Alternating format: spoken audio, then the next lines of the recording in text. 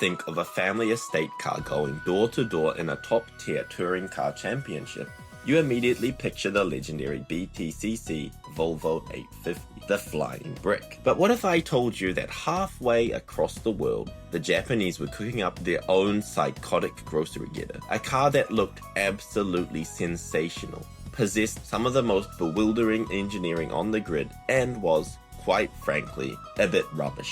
Meet the car legendary Subaru tuner Sims decided to take to the JTCC. Sims stands for Specialist from Yajima for Motorsports, and special they very much were with this GF8. In 1996, they entered the fiercely competitive JTCC, hoping to capitalize on the same advantages that Volvo had found in the BTCC. But the JTCC was very much a battlefield dominated by FF sedans, and Subaru's legendary all-wheel drive system was far too heavy for the field of JTCC, and STI refused to hand over their WRC secret. So Sims simply ripped the front drive shaft out and turned their family estate into a low-slung, rear-wheel drive hooligan far before Team Orange gave the world their Drift WRX. The engine is where it truly gets fascinating though. They couldn't just use a standard EJ20 engine, because its 75mm stroke was too short, severely lacking in the mid-range torque needed for a touring car. So they took a 1.8 single overhead cam EJ18, machined it, sleeved it, fitted it with a special crankshaft to stroke out 2 liters. They then slapped the dual overhead cam head from the EJ20 on top. The result was a screaming flat 4 producing around 290 to 300 horsepower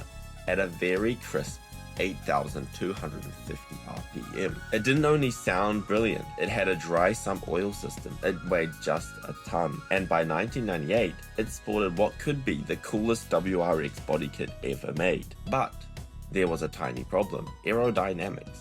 The rules dictated they couldn't mount a rear wing on the window glass, leaving this glorious estate with the aerodynamic profile of a sack of potatoes. It was tragically outgunned by the factory-supported Honda and Toyota teams, and it broke down constantly. Across its lifespan, its greatest achievement was a single pole position and finishing 9th 3 times. It was a spectacular failure, but with the rest of the grid full of sedans, the rear-wheel drive Sims Impreza estate making for possibly the coolest loser ever.